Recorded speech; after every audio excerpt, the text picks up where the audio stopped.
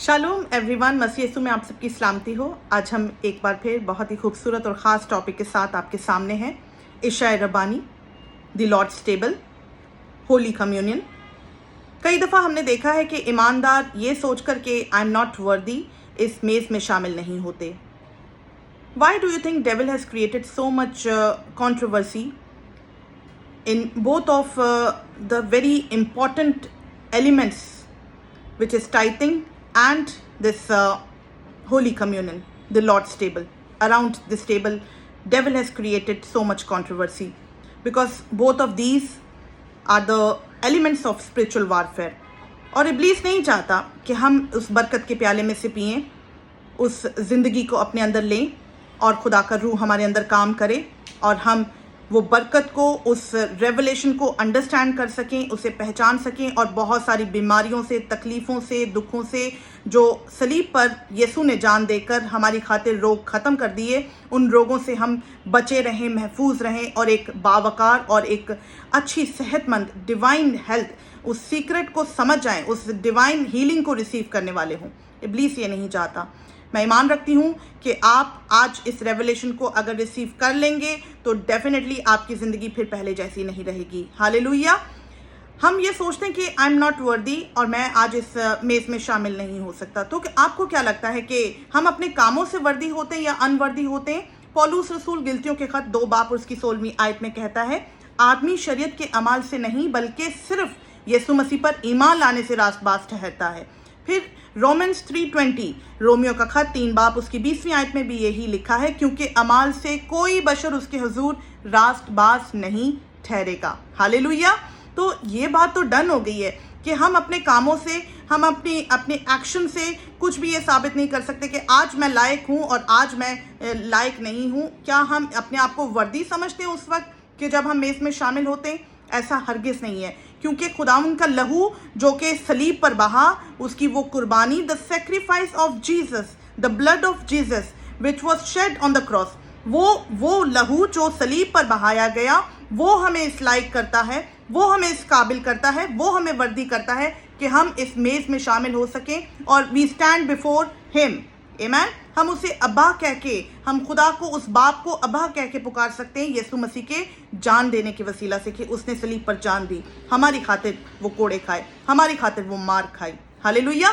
तो कई दफ़ा ये भी कहा जाता है कि ये वक्त है कि आप अपने गुनाहों को याद करें। अच्छा है कि आप अपने गुनाहों को याद करें। अगर तो आप गुनाहों को याद करके, इकरार करके माफ़ी मांगते हैं, रिपेंटेंस की हालत में आते हैं आजिज़ी के साथ, तो डैट इज़ वेरी गुड। आप ज़रूर इकरार करके, माफ़ी मांग के इस मेज़ में शामिल हों। लेकिन अगर आप सिर्फ इकरार, आप सिर्फ उस वक्त आजिज़ी हो रही है और आप उसमें शामिल नहीं होते हैं, तौबा नहीं करते, तो फिर आप डेफिनेटली इस बरकत से महरूम रह जाएंगे और आप फिर वापस वैसे ही घर चले जाएंगे। तो ज़रूर है कि आप जब खुदावंद की मेज़ के सामने आते हैं तो खुदावंद ने ये कहा है, यीशु मसीह ने ये कहा है कि मेरी यादगारी के वास्ते यही किया करो। बस जब तुम ये रोटी खाते, पहला करंथियों उसका 11 बाब और उसकी 23वीं आयत से अगर हम पढ़ें तो वहाँ लिखा है, क्योंकि ये बात मुझे खुदावंद से पहुँची और मैंने तुमको भी पहुँचा दी कि खुदावंद यीशु ने जिस रात वो पकड़वाया गया, रोटी ली और शुक्र करके तोड़ी और कहा, ये मेरा बदन है जो तुम्हारे लिए है, मेरी यादगारी के वास्ते यही किया करो। इसी तरह उसने खाने के बाद प्याला भी लिया और कहा, ये प्याला मेरे खून में नया अहद है, जब कभी पियो मेरी यादगारी के लिए यही किया करो। हालेलुया, आमीन। तो यीशु की यादगारी के लिए हमें ये वो कीमती वक्त है जिसमें हमने यीशु को याद करना है, in the remembrance of Jesus, उसकी रिमेम्बरेंस में, उसकी यादगारी में। तो why we become so selfish और इतने सेल्फ सेंटर्ड हो जाते हैं। बाज़ दफ़ा हम उस संडे को ही प्रेफर करते हैं जाना, पूरा साल बेशक हम चर्च गए हों या ना गए हों, लेकिन हम उस संडे को ज़रूर जाएंगे जब इशाए रब्बानी का दिन है, जब खुदावंद की मेज़ सजी हुई है और हमें पता है कि आज ये संडे है। Good, that is very good. लेकिन ये भी ज़रूरी है कि जब हम उस मेज़ में शामिल होते हैं तो हम ज़रूर खुदावंद यीशु मसीह की कुर्बानी को याद रखें कि उसने मेरी खातिर अपनी जान दी, उसने मेरी खातिर वो खून बहाया, वो लानती मौत सही, ताकि आज मैं उस वर्दी और अनवर्दी के सिलसिले में ना फंसी रहूं, ताकि मैं आज इस उलझन में ना रहूं, क्योंकि ये मेरा कफारा तो दिया जा चुका है। अब हमें उस रेवलेशन को रिसीव करने की ज़रूरत है। पतरस के खत में लिखा है कि तेरे मार खाने से मैंने शिफा पा ली है, पा चुका हूँ, हम पा चुके हैं शिफा। अब हमें उस बरकत के प्याले में से पीने की ज़रूरत है, क्योंकि जब हम इसे पीते हैं तो डेफिनेटली हम डिवाइन हीलिंग को रिसीव करते हैं। इस खून में शामिल होने के बाद हम उस सीक्रेट हीलिंग को, उस डिवाइन हीलिंग को रिसीव करते हैं, जो फिर हम कभी बीमार नहीं होते। फिर हमें उस लाइन में, उन कतारों में नहीं खड़े होना होता कि हमारे लिए दुआ की जाए, बल्कि हम इस लायक हो जाते कि हम दूसरों पर हाथ रखें। 16 मरकज़ 16:16 में जिस तरह लिखा है, 16-17 में हम उस काबिल हो जाते हैं जब हम ईमान लाने से इस लायक हो जाते हैं कि हम दूसरों पर हाथ रखें और लोग शिफा पाएँ। हालेलुया। तो ये बरकत का प्याला आपके लिए, मेरे लिए है। ज़रूर है कि हम इस ख़ास मौका पर खुदावंद के घर जाएं और खुदावंद यीशु मसीह के उन कामों को, उन बातों को, उसकी मौत को याद करें, उसके जी उठने को याद करें, इन द रिमेम्बरेंस ऑफ जीसस उसको याद करें। आमीन। इसमें हमें सेल्फिश नहीं होना, सेल्फ सेंटर्ड नहीं होना। दाऊद इस भेद को समझ गया था, इसीलिए वो कहता है कि तू मेरे दुश्मनों के रूबरू मेरे आगे दस्तरखान बिछाता है, मेरा प्याला लबरेज होता है, यकीनन भलाई और रहमत उम्र भर मेरे साथ साथ रहेंगे, उम्र भर। फिर हमें बार बार कभी बीमार कभी ठीक, कभी बीमार कभी ठीक ऐसे नहीं होना पड़ेगा। फिर हम उस उम्र भर उस तवानाई में, उस तंदुरुस्ती में जिएंगे। फिर हम उम्र भर बरकत का सबब ठहरेंगे, दूसरों के लिए तशफ़ी का सबब ठहरेंगे। अब्राहम भी इस भेद को, इस रेवलेशन को समझ गया था। इसीलिए पैदाइश की किताब 14 बाब और उसकी अगर हम देखें आयात, अगर आप मेरे साथ खोलना चाहें तो ज़रूर खोलें, 18 से 20वीं आयत तक। वहाँ यूँ मरकूम है कि मलकिसदक सालम का बादशाह जब अब्राम के पास आया, अब्राम के पास उस वक्त शरीयत नहीं थी, उसके पास उस वक्त लॉ नहीं था। 400 साल बाद मूसा पर, कोहे सिना पर ये शरीयत उतरी, लेकिन अब्राम ने उस रेवलेशन को अंडरस्टैंड कर लिया, उस भेद को वो जान गया, और उसी भेद को समझते हुए उसने 10वां हिस्सा मलकिसदक को दिया, काहिन को दिया। आमीन, हालेलुया। तो ज़रूर हम इस रेवलेशन को अपनी लाइफ में रिसीव करें, और जब खुदावंद यीशु मसीह ने ये कहा है कि मेरी यादगारी के वास्ते ये किया करो, तो इस लाइफ को, इस खून को, इस गोश्त में हमें शामिल होना है, इस इबादत में हमें शामिल होना है, क्योंकि लिखा है कि खून में जान है। जान किस में? खून में। और यूहन्ना के इंजील में लिखा है, उसका पहला बाब 4 आयत से 9वीं आयत में लिखा है कि in him was life and life was the light of man. आमीन, हालेलुया। तो यीशु मसीह जब दुनिया में आए तो वो सिर्फ इंसान बनकर नहीं आए। यीशु मसीह बेक वक्त पर इंसान और खुदा थे, खुदा और इंसान।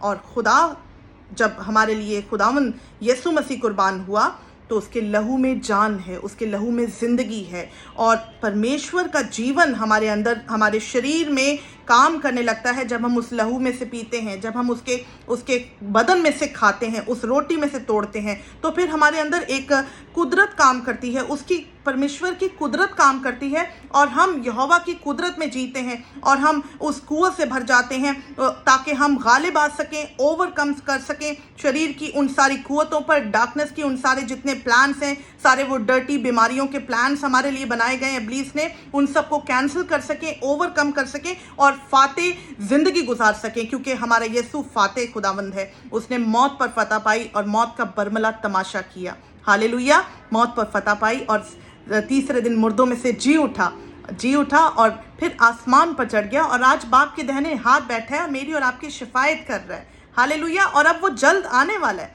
हमें तैयारी करनी है। तो हमें इस मेज से पीछे नहीं हटना, इससे डरना नहीं है कि आज मैं वर्दी नहीं हूँ और आज मैं वर्दी हूँ, आज मैं इस लायक हूँ कि मैं इस मेज में शामिल हो जाऊँ।